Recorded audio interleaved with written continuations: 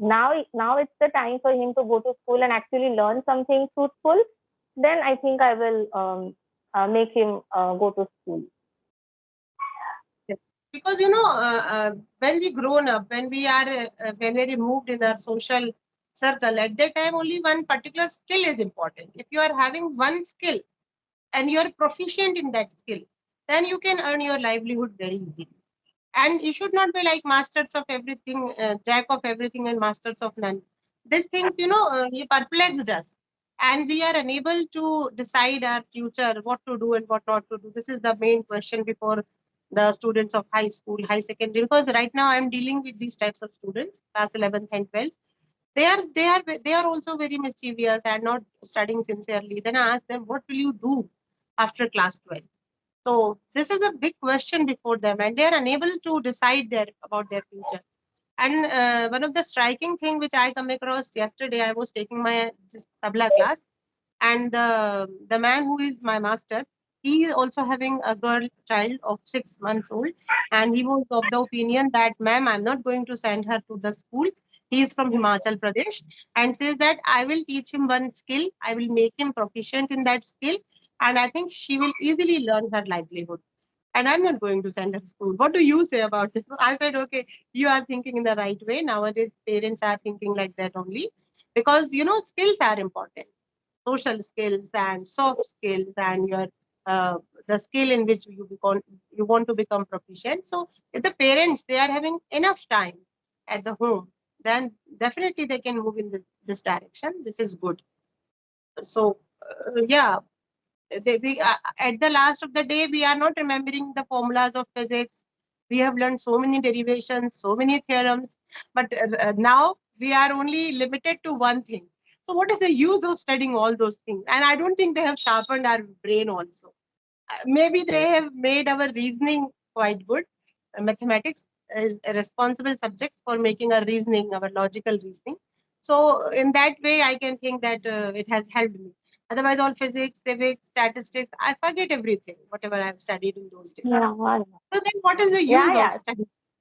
Cramming and mugging up all People those things, say like, taking taking so much yeah, pressure. they like, yeah, all the students say like when they leave school, they don't remember all the formulas and all the subjects that they have studied all all the level of the school.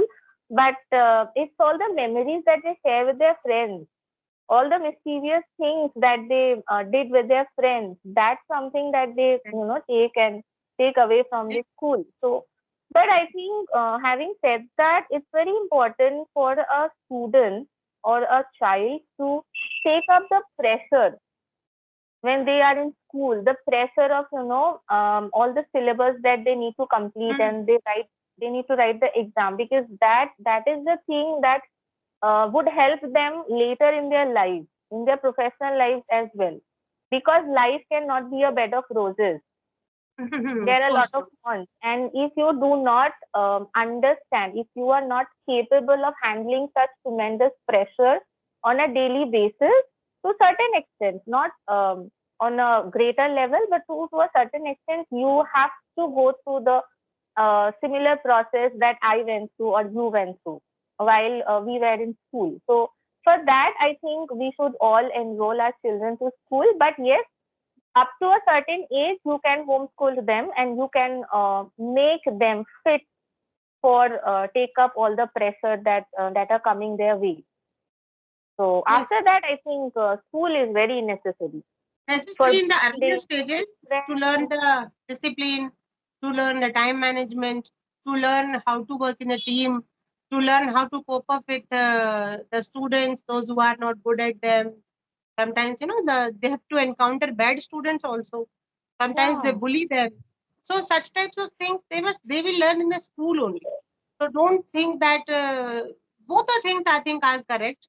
If you because in the home, how can you teach them to face the bullying or criticism and discipline, time management? You can't teach them at your home. But in the school, they automatically these things are developed within them. How to respect them and all the moral values they learn from school, and this diversity also. Not in the home, you can't teach them what is diversity, but there in the school, they learn automatically how to remain united, even if we are from different religions, and how to show respect to other religions, to other persons, and how we should, we should have the kindness, the compassion within us. So all the when we help each other, when we do the sharing, when we do the caring, at that time also the school premises is important for them. So Yeah, in yes, that, I also think the same. I think there is nothing black and white. We should select the line between them. As it is said that there is nothing true and false, means not true and false, but I think black and white is a good term for to use that. It should be grayish. कहते हैं ना कि Absolutely. कुछ भी बहुत सही या गलत नहीं होता.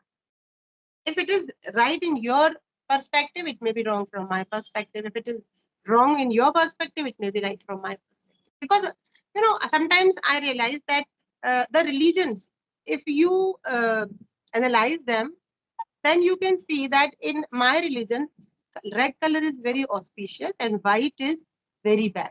But again, then in the Christian, you move in that religion, white is very auspicious for them. And in the Muslims, the black is very important for them. So why should we differentiate the colors on the basis of religion? I think every color is good.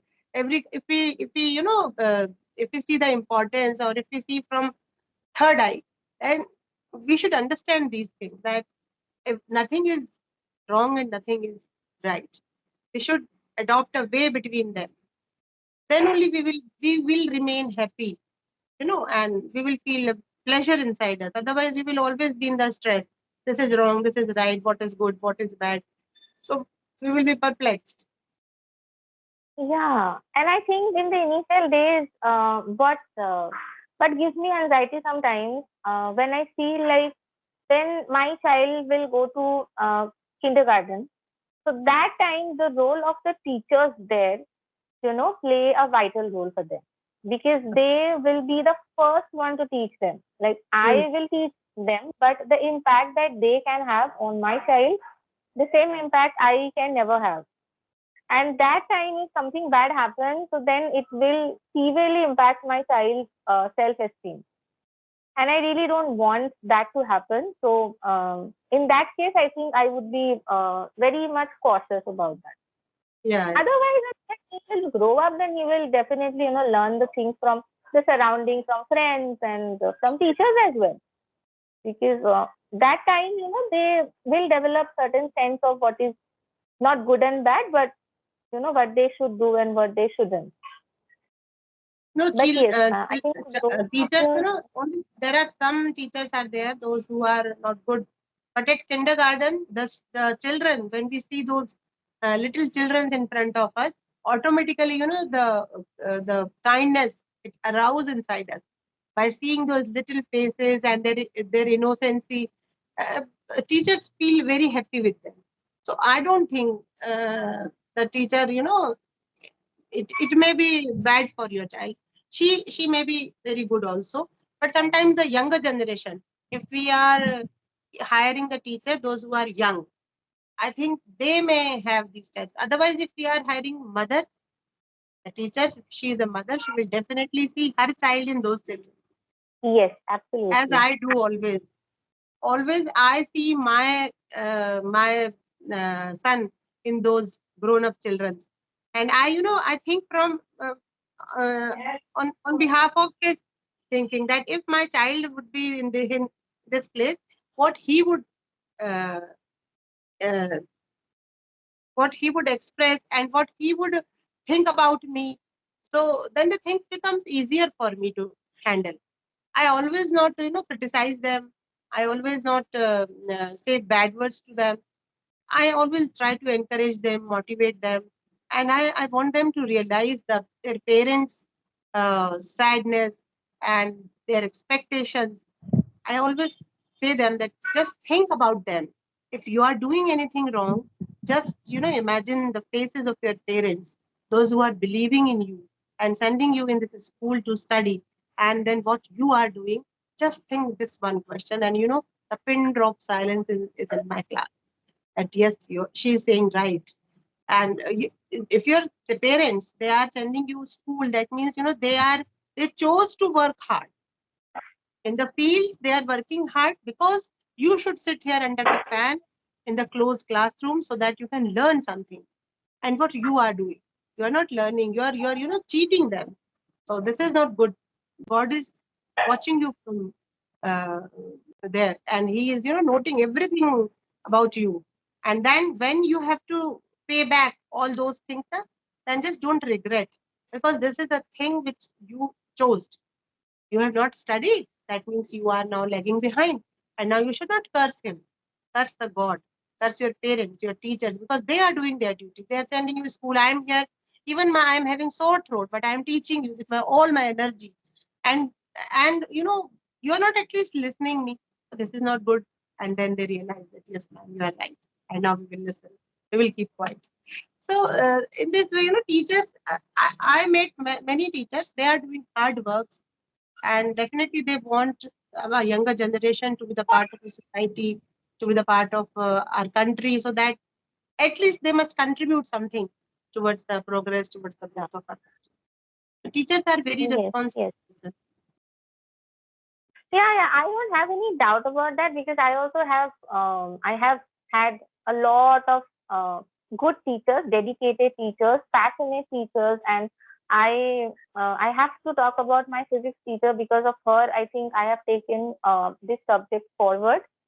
And I just love the way she used to roam around the classroom, and she used to look at every face, and she tried to understand that who is understanding and who is not understanding, and tried and she used to ask questions that are you understanding, so what do you think the formula will be, and like how you are understanding the language, can you please come and show us something to the board, and can you write the formula on the board.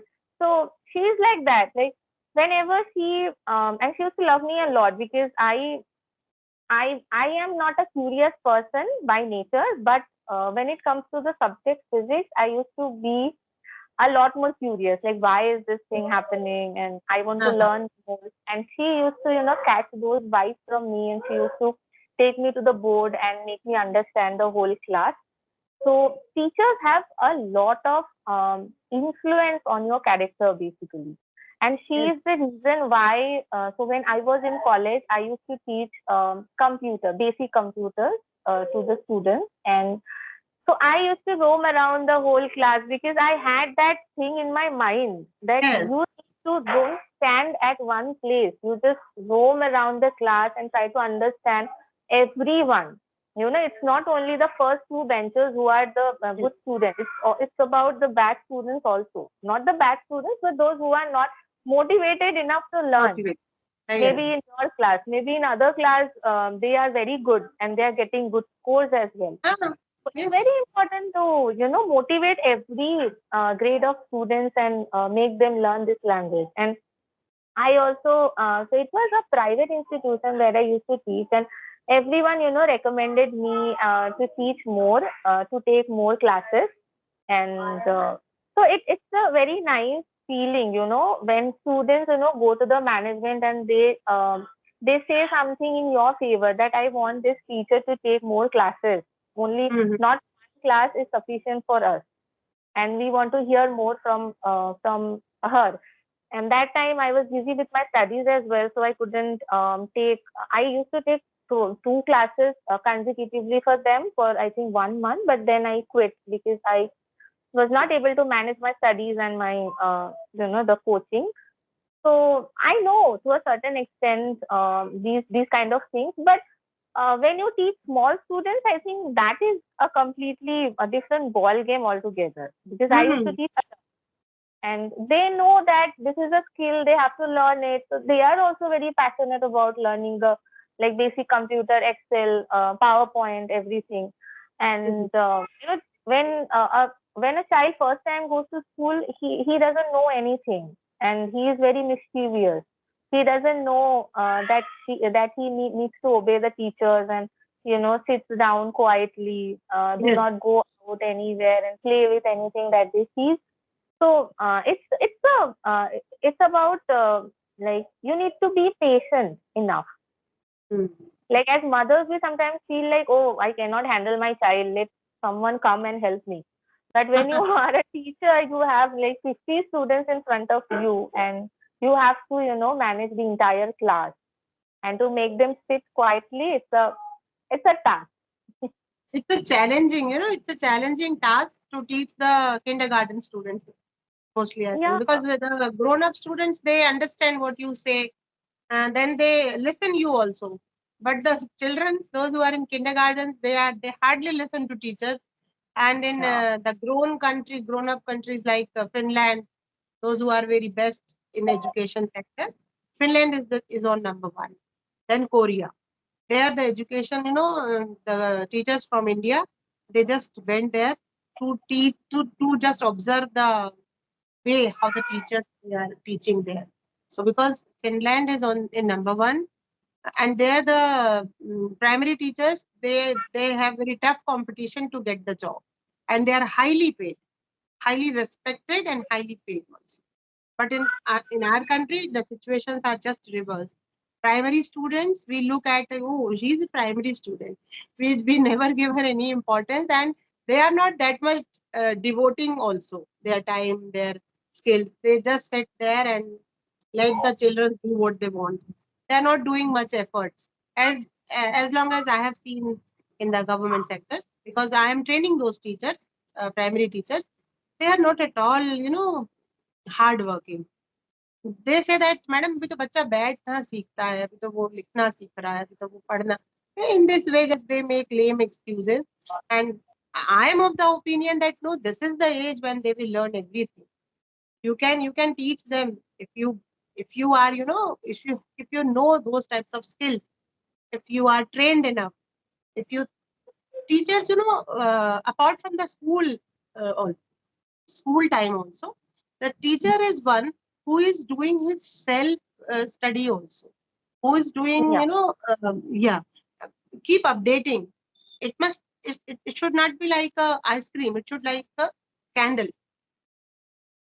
Ice cream is like, if you will not eat it, it will just melt. So they mm, are they consider themselves for the one period only. But I think after the period also, it's a task of self reflection, that what I taught today, what went well and what did not go well, and how can I do it in some other way, so that everyone must, because teacher very well knows who is getting his point and who is not getting his point. The faces, they can read and tell that, oh, that yeah, student, he is not getting it all because he is having that blank face. And the children who is understanding and grasping whatever you are saying, his face is glowing and he's asking questions to you. That means he is understanding each and understand. everything. Hmm. So this must be the capability, this must be the potential of a teacher. Then only he is a good teacher.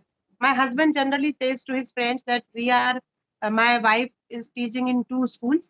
So they ask, oh, which school she is teaching? Then he says that one school is the government school and one school we are having at our home. She every time she just scribbling in his notebook. I don't know what she does here, and she has so grown up. And now also she has to study before taking periods. I say, yeah, even if you are about to retire at that time also, before taking the class, if the teacher is prepared with all the things,